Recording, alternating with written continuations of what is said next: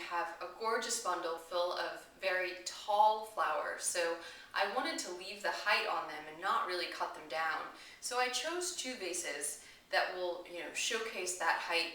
And then I'm also going to have a third little mini vase to, snip a few blossoms off and save for a small place in my home. So I'm going to, I'm going to actually arrange these both at the same time, something you've seen me do before and can be helpful.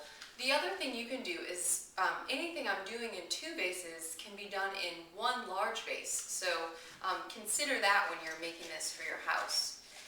Alright, so I've got my aspidistra leaf, which I'm going to stick down into the vase to hide the stems.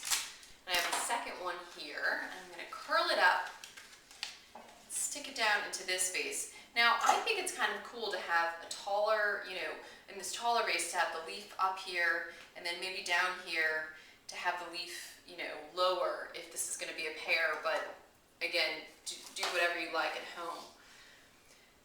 Then I'm going to put in my greenery. So I have some really cool foxtail fern. I've always loved this stuff, but one of our designers, Trisha, reminded me of how cool it was. So I'm really excited that you're going to have it in your bundle this week. And what I'm going to do is take all the pieces of it and have some sort of fly out the edge on one side. And my second vase, actually, I'm going to pull this leaf up a little bit. So I changed my mind. This happens all the time. There we go. I want to cover the very bottom of those fern pieces. All right, so I've got some fern going this way and some going that way. Now, pink larkspur. Gorgeous flower, beautiful light pink color, and it has these really neat lateral pieces that will sometimes open up over time. So if they don't blossom, don't feel badly, okay?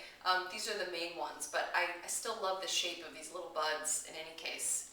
And so what I'm going to do is actually trim down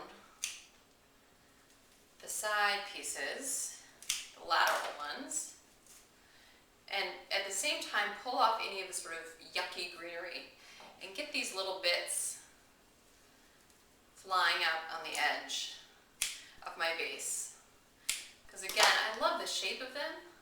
They may open up, and it's kind of fun to have a different texture in there flying out. Okay, great. Now, for the actual flower, trimming down, pulling off the greenery. Any of this greenery that would go below the water line can cause bacteria and sort of make the water cloudy, and it's not good for the flowers, so we want to get rid of as much as we can. Similarly, you should consider changing the water in your vases as often as possible, as that will help the flowers last. Okay, so trimming this up, sticking in one piece here, one piece here, and since I have 4 pieces total, I'm going to do the same thing over here. Have these ones be a little bit shorter. Okay, great. And again, the cool thing about this type of arrangement is it can be together or separate, right? Pulled apart. Or you can do the same thing in one big vase. So now I have some of this incredible hybrid delphinium. It's coming from California. The color is so vibrant. I love it. It's incredible. And what I'm doing, if you can see me through this, is picking off a few of the smaller lateral pieces, which I'm going to place into my little square vase. So now I have this huge, awesome stalk. I'm giving it a trim and sticking it right down into the vase. Again, sort of fluttering out that way. And now I've got my second piece, which I'll take off a few of the lateral guys to save for my mini arrangement. And I love this flower because it reminds me of doing this for one of my friend's weddings, and we used white delphinium just like this in her hair, and it was so nice to just be able to pull off a piece and stick it right in. All right, here we go. It's a really gorgeous flower that comes in white and pink and all different shades, but this purple is a really special one because it's vibrant and nice. Okay, I'm trimming this last one down. I'm going to stick it into here. Awesome. Now, I'm going to move this a little bit aside since you can barely see me and tell you what I'm going to do with the solidago, which you've seen me do before probably, is just pull off again the lateral pieces for my mini vase, like this. I'm setting those aside. Okay. And then I've got I've got 4 pieces here. Now I'm bringing this back into the picture here. I'm going to trim down the solidago,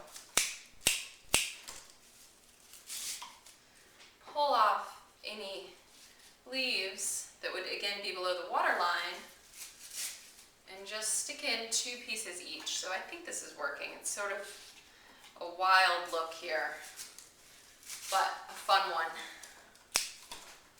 Okay. This one, actually, I'm going to have the solidago go the other direction. Whoa, okay. Great. Then, I've got white oriental lilies. Great smell. Again, I know you can barely see me through the forest here. Incredible smell, but the stamen in the center needs to come out. And I'm pulling these off so that they don't fall and stain anything in my house. So right now it's going to be on my fingers, unfortunately, but you could reach in and pull it off with just a little tissue so it doesn't do that, and then you'll see it's gorgeous and white in the center. So now I'm going to trim this and stick my lily right in the front. And then I've got the second lily, which I'm going to do the exact same thing.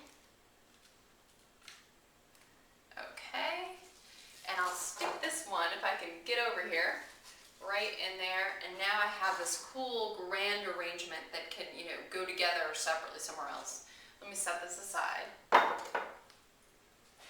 Then I have my tiny little vase, which I think what I'll do is take one of my lily leaves and stick it inside the vase.